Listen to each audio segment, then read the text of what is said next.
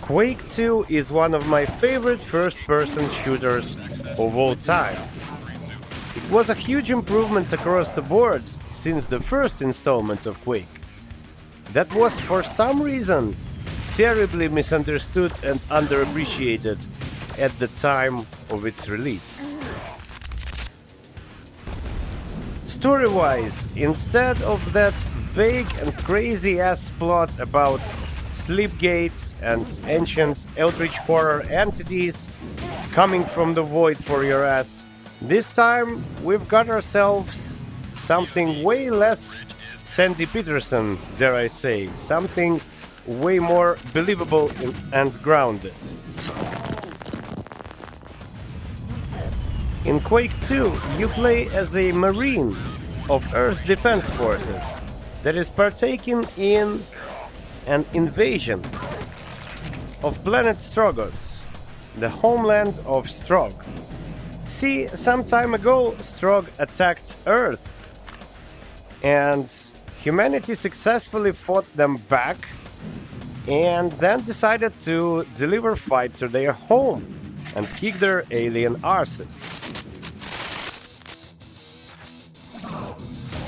I find the premise of how Strogg functioned as a civilization very funny and very terrifying at the same time. Being a very technologically advanced guys, they cybernetically modified themselves to the point of growing dependent on a very special kind of goo that is called strogg. It heals them, it provides them with nutrients, and it does fuck knows what else for them. And to produce this goo, they need biomass. And during a period of rapid population growth and industrial civilizational expansion, they decimated all of their local life for biomass. And then they turned their gaze upon the stars and started attacking other sentient civilizations, snatching parts of their population to make them into these cybernetic hybrid soldiers that then abduct even more of the population to turn some of them into soldiers and some of them into that precious goo. And they were pretty successful at all that before their luck ran out and they attacked Earth. And now they're getting absolutely shit upon by space monkeys with hairy balls.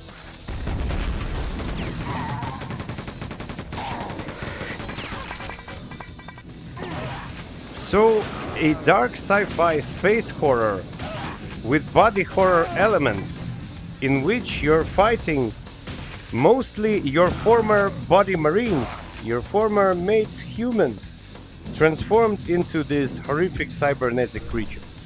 Well, this was pretty much fucking fantastic for 1997.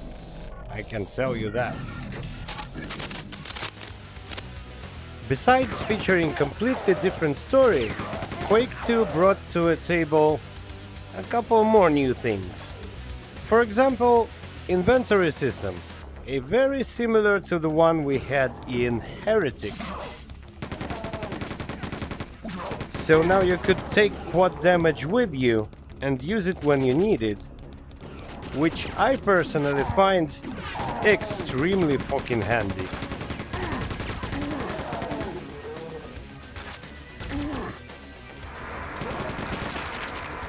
And you can definitely see why.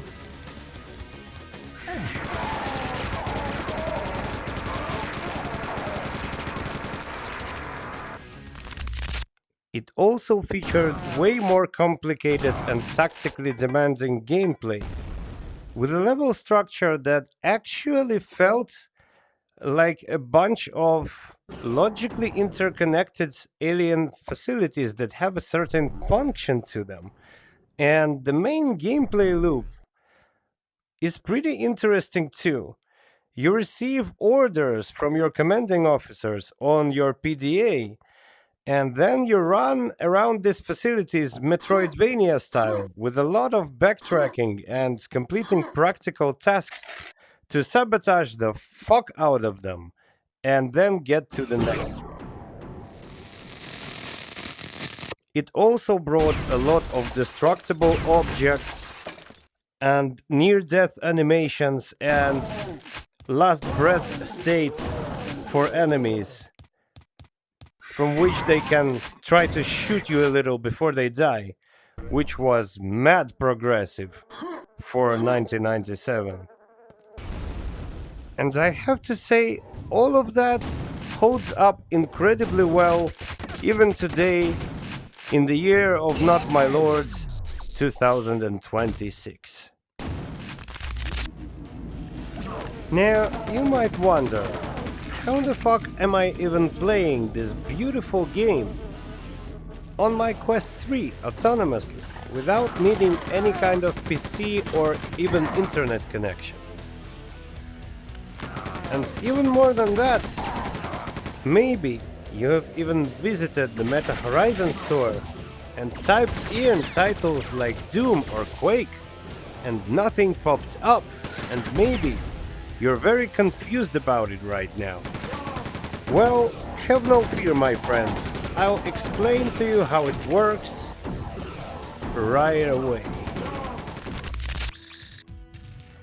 See, there's this service that is called SideQuest, which can be plugged in as an additional ecosystem for your MetaQuests. And it functions as a platform that hosts a lot of indie VR stuff, and also a lot of modding stuff and very awesome modding communities. This service hosts a team of modders that is called Team Beef. And this team is making VR ports of all of the classic PC games like Doom, Quake, Heretic, Hexen, Star Wars, Jedi Knight, Jedi Academy, Lara fucking Croft, you name it, they fucking done it. And the best thing is that these ports are completely free of charge, provided you have necessary game files. I'll leave all necessary links and instructions in the description down below, so after looking into this in like 5 or 7 minutes you'll be playing Quake 2 on your Quest just like I do right now. Now, let's talk about the port itself. I have to do a little bit of disclaimer here and say that this port is one of the oldest works ever published by Team Beef on the SideQuest. So it's very outdated, it has a lot of issues and problems that I will talk about in great detail, and it in no ways reflects their modern developing capabilities. If you want to know more about that, watch my Doom 3 video or check out on Wrath Eon of Ruin. Like, they can pull off things that are 10 times more impressive than what you're seeing now on screen. However, despite being outdated and having a lot of issues, this port is leagues ahead of most of its competition.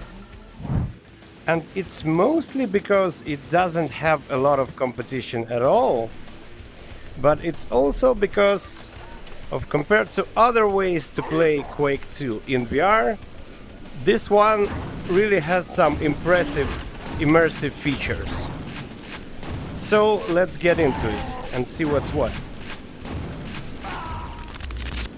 So this port is the only version of Quake 2 that I know of that allows you for full 6 degree of freedom controls. That allows me to do this, for example. But thankfully not take any damage from it. So it includes leaning, getting closer to objects that are far below you, However, crouching in real life doesn't affect your hitbox, so you have to crouch with a button for that to happen. And also, it allows for full-on room scale. So, pay close attention now. I'm walking not with a stick, you can see it by my head bobbing. I'm walking in my actual room, you can see the borders right now. And I'm walking around, I'm moving around my room, and the interface, the UI, just tugs along with me with zero issues whatsoever. It's the only VR version of Quake 2 that allows you to actually do this. And as a consequence, to be balls deep in the game, completely immersed. Competition to Quake 2 quests mainly consists of injecting original or night dive version with Warpex, which is a very basic VR injector that provides uncomfortably limited functionality. There are also some ancient forks of the Dark Places engine that allow for porting of Quake 2 assets. And that would be an interesting thing to do if you have like cheap Android phone and Google Cardboard or VR box and a Bluetooth gamepad. But that would be more of a modding experience than it would be a gaming experience, which means you will spend way more time setting all this up than you will actually enjoy playing it. And those forks featured only 360 looking around with your head, fixed position of a gun, and you played with a gamepad. It looked something like I'm showing you right now. So again, very limited functionality. There is also old PC VR mod by Luke Groeninger that was made for Oculus Rift devices, and it was mad progressive for its time. It featured 6 degrees of freedom controls, and if I'm not mistaken, you could even play it in room scale. But unfortunately, if you have Quest, it doesn't run on non-Rift devices, so you literally need Oculus Rift to run that mod. Also, I have seen some kind of a little more modern injector on GitHub that could do 6 degrees of freedom controls too. But otherwise, in all of other features, it was very limited as well, just like Vorpex. So, to sum it up, out of 4 alternative ways to run Quake 2 in VR, 3 are very limited in functionality and are absolute pain in the ass to set up, and one of them requires using an outdated headset. So in my book, it really puts Quake 2 Quest leagues ahead of all of its competition. Obviously, there is no body simulation at all, and not even a pair of floating hands. You are operating a weapon more or less, just like you do in Quake 3 Arena port. I mean, you can take your gun with both hands and even aim down sights, but you cannot see them. Now, weapons are rendered on the separate plane of reality. Now, watch carefully, you can see that they are rendered on a different layer, and this is the most logical, simple and practical solution for them don't intersecting with anything. Now, depth perception and 6 degrees of freedom controls, of course, encourage more tactical approach to gameplay, because you can lean behind the walls and do other tactical maneuvers. However, certain objects have such massive collision boxes, and at the same time, the collision box of the player himself is so weird that sometimes you try to play with tactical approach, but you just end up dead because you stuck in the wall, like I did just right now. By the way, this is one of the weirdest things with how physics function in this sport. I can literally stuck to the walls like I'm some kind of fucking ninja or warframe. And I can even use this to tactical advantage, and I can make rocket jumps from this position. Which is kinda wild. I can't put it firmly in a category of bug or category of feature, to be honest. Now, let's talk about the guns a little bit, starting with a blaster. This is an alternative gun model that is half faithful to the original. It's missing its signature white or light gray parts at the back that were bulkier than the details at the front, so it feels kinda stripped down, and it has an orange trigger for some reason. But overall, it functions just as you would expect a Quake 2 blaster to function. Also, you can aim it with one hand and you can hold it with two hands, and you can aim down sights for the enhanced precision, which is very nice. Now, the combat shotgun original model looks like it came from games like 13th or Borderlands. It's the only gun model in this gun set that has this excessive amount of thick comic book outlines.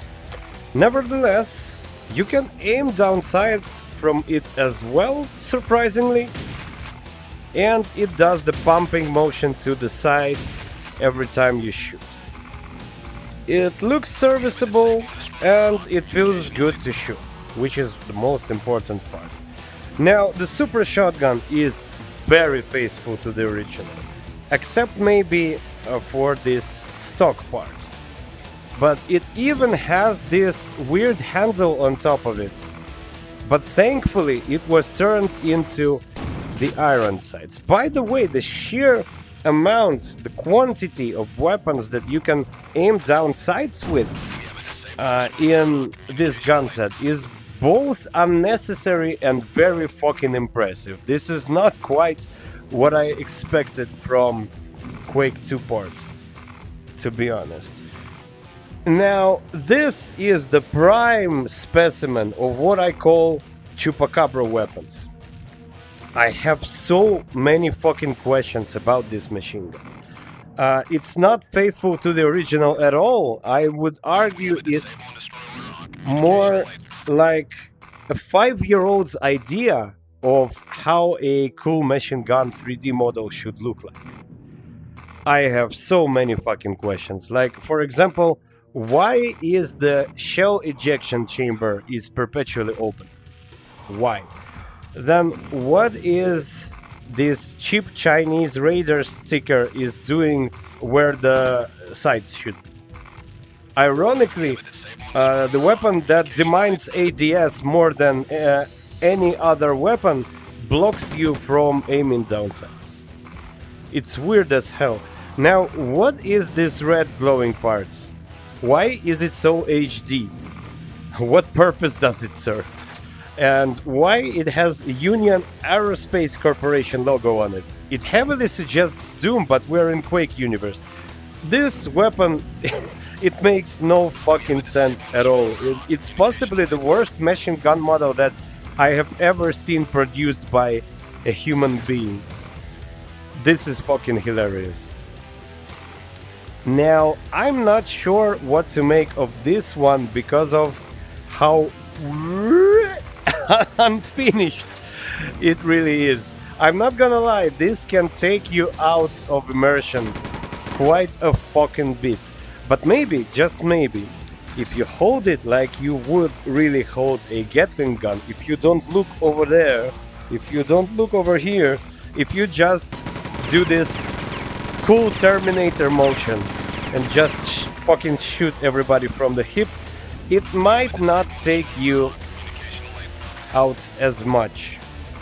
Yeah, wait a second. Oh, I have to cycle through.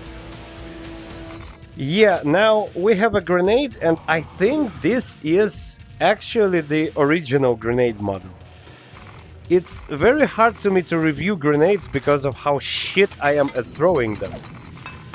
But you can aim somewhere, somehow, and then you release the trigger and it flies. You can also use a throwing motion.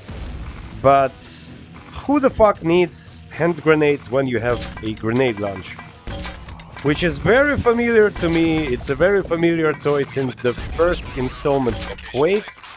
And it's easier, arguably it's even easier to get a handle of in VR than it is on PC because of stereoscopic 3D and depth perception.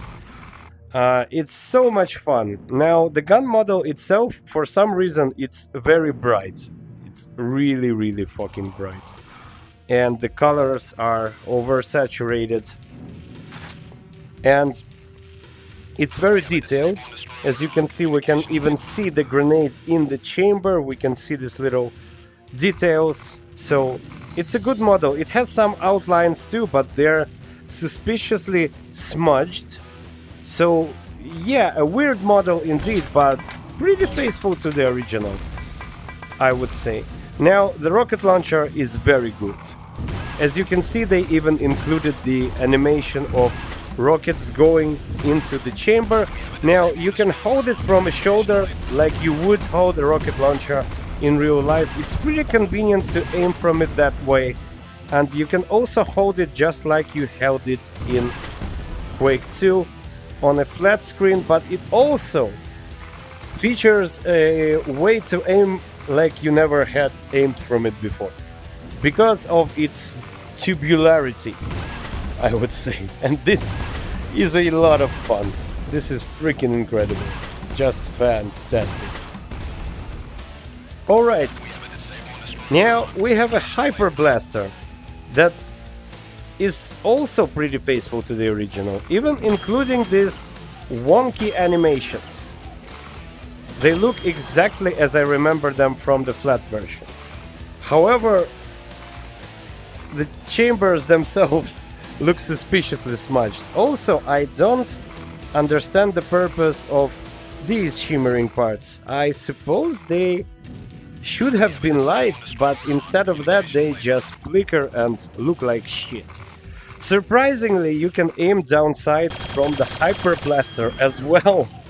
And it allows for quite a precision.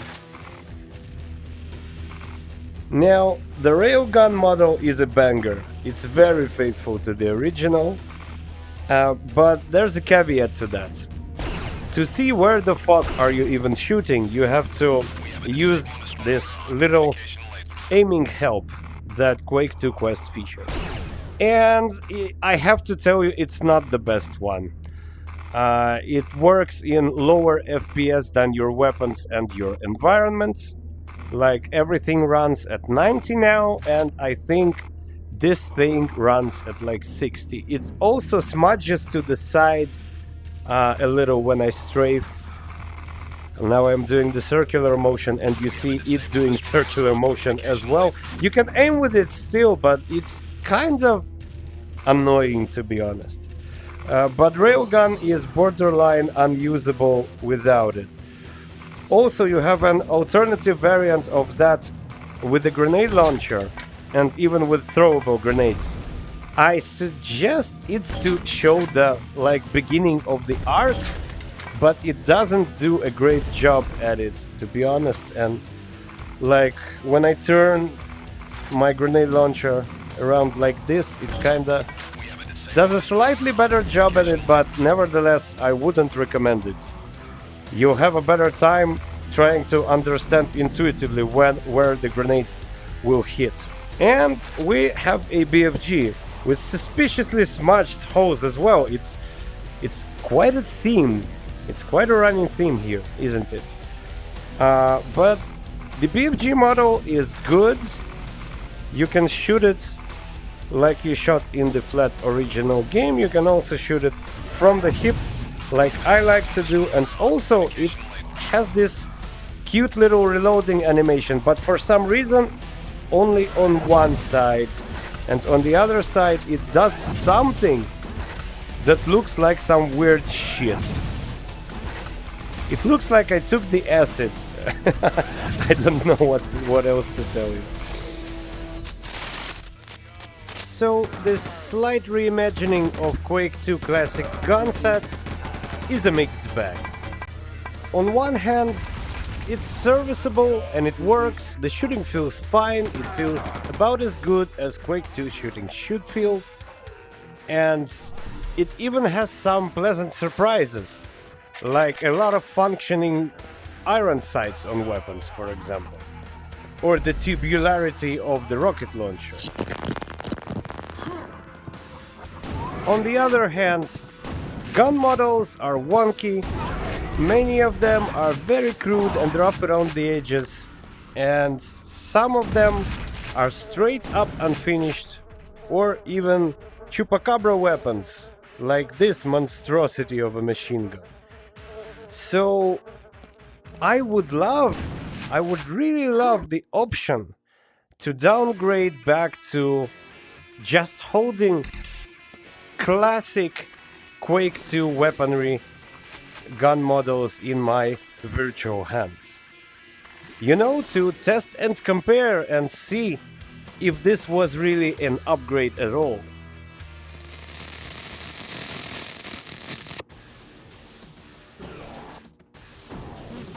As you may have already noticed, guns are not the only imported graphical assets of Quake 2 Quest. For example, there are also these pseudo shadows that are very familiar to me from Quake modding community. This is very interesting technology actually. They are not really shadows.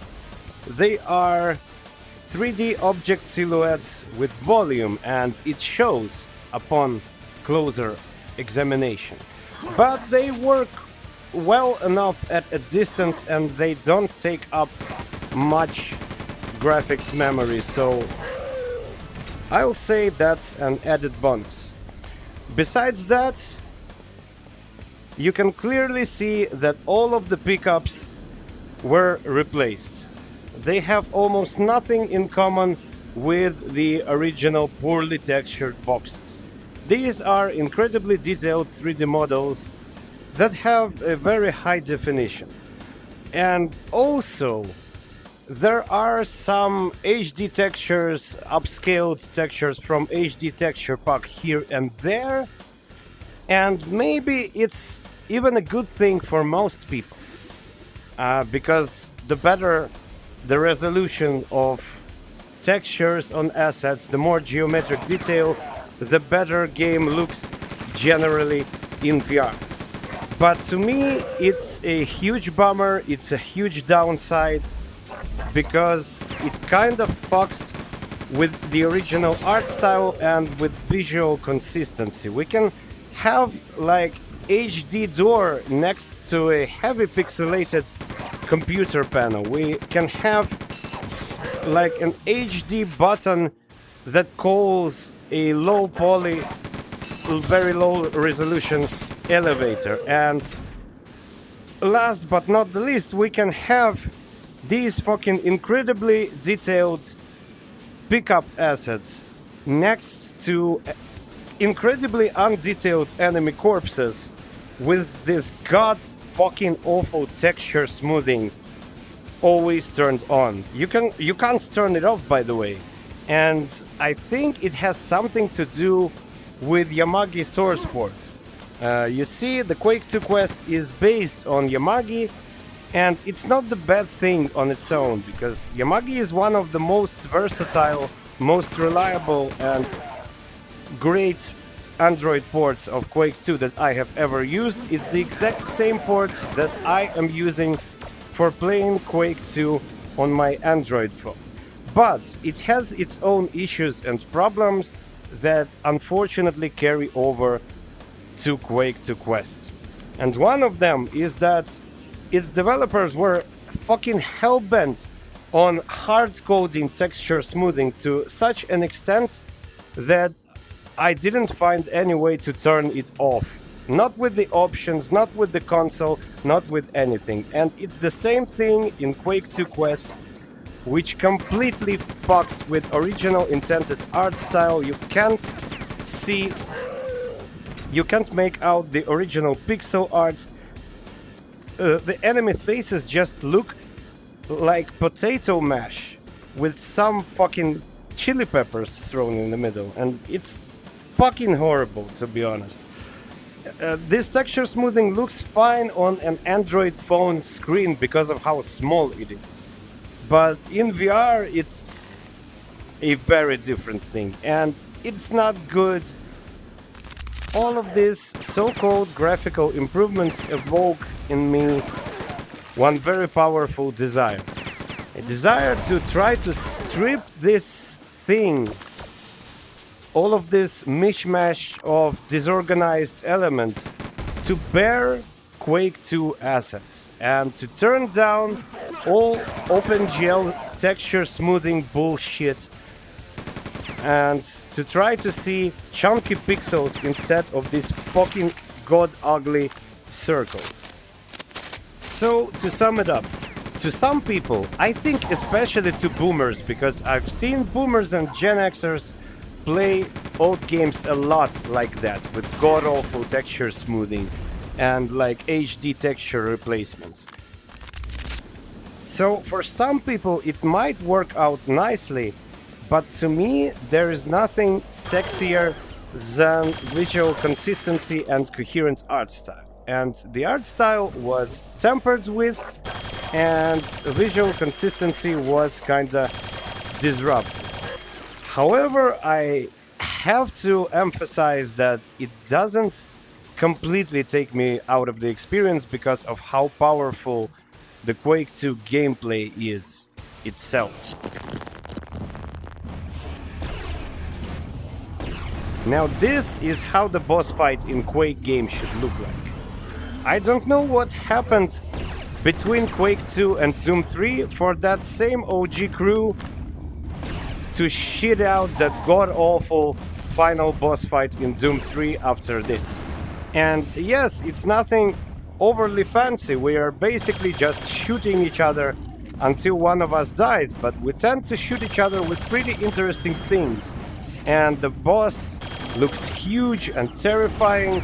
VR is definitely adding a lot to the experience. It feels wonderful. Just freaking fantastic.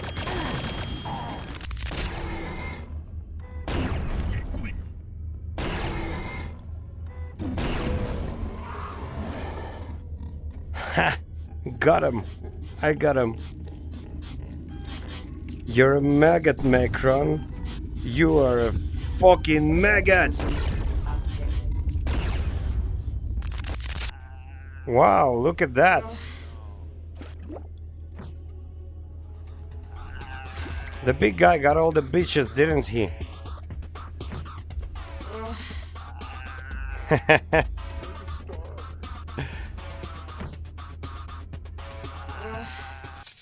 In conclusion, I have to say that this port executes perfectly on the most important thing that it sets out to do, which is take your entire body into the Quake 2 fun zone.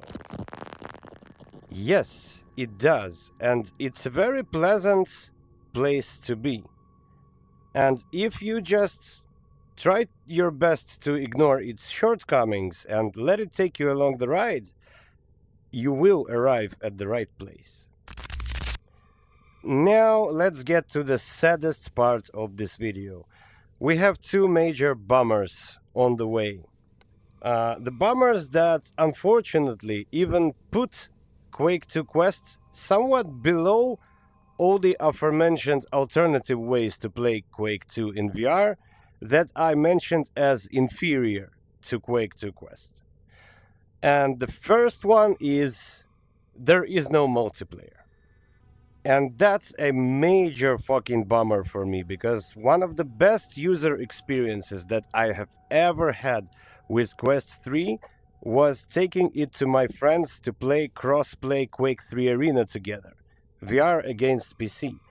And when I imagined the possibility of taking Quest 3 to my friends to play Quake 2 in co-op or even a deathmatch, that sounded really great in my head. And unfortunately, it's not possible. You can't connect to just PC on the same Wi-Fi network. There is a multiplayer section in the menu, but unfortunately it just does nothing. You may have noticed that I didn't show you any options or any menu interactions. And that's because there's not much to see there really. There are not any quality of life options, and you can't even do smooth turn here. There's only snap turn. So trust me, you don't want to spend another 5 or 7 minutes listening to me talking about nothing. This port truly feels like you're playing an old PC game in VR. Even the interactions to switch your guns, there are two ways. Either you do it with right stick up and down, or you invoke menu by long pressing a button and use stick to navigate it, and there are all the guns and all of the items in one menu, which is not very convenient, but it works more or less. It's not necessarily a bad user experience, but I would argue it can be lesser user experience for people who are used to more modern things with a lot of quality of life features. And now you have to prepare yourself mentally, because we are getting to the saddest fucking part of this video. I'm talking about a bomber to kill all of the other bombers and eat their guts. You see, Quake 2 Quest only runs Quake 2 OG campaign. And that's it. No mission packs, no expansions, and I have nothing against this campaign, I love it. It's just that I have already finished it 30 or 50 times already. Thankfully, I was blessed with incredibly shitty memory. So I don't remember half of the time where to go, what next mission will be, where the enemies are. I forget all the jump scares, and that makes it much more interesting in my head compared to how normal people play Quake 2. However, I'm not gonna lie, since 1997, the novelty kinda worn off, just a little tad bit. And the worst part about it is that Quake 2 has 7 or 8 campaigns. Let's count them, alright? We have an OG campaign, and then we have official expansions like Ground Zero and The Reckoning. Then we also have more fringe stuff like Zyro and Slight Mechanical Destruction. And also we have N64 campaign with alternative timeline, and we have Night Dives Call of the Machine. So I counted 8 campaigns total. Imagine if, just if, this port could run them all. And I know for a fact that Yamagi Quake 2 is capable of that. Well, maybe besides of Call of the Machine, because it obviously requires Night Dive version and it's the thing of itself. But all the other stuff, I know for a fact it can run, because I run it on my fucking Android phone. Yamagi is perfectly capable of running that. And we could have 8 fucking campaigns, 8 fucking Quake 2 games in one. But instead of that, we have only OG campaign. And thankfully we have it, but it sucks so much that we don't have anything else, to be honest. Now, taking all of that to account, including the absence of multiplayer and the absence of ability to run mission packs, would I still recommend Quake 2 Quest? And the answer to that question is fuck yeah, I would recommend it. It's still an infinite value proposition. What kind of question even is that? You get to play Quake 2 campaign in VR for free, mate. Just go and fucking get it. All the necessary instructions are in the description down below.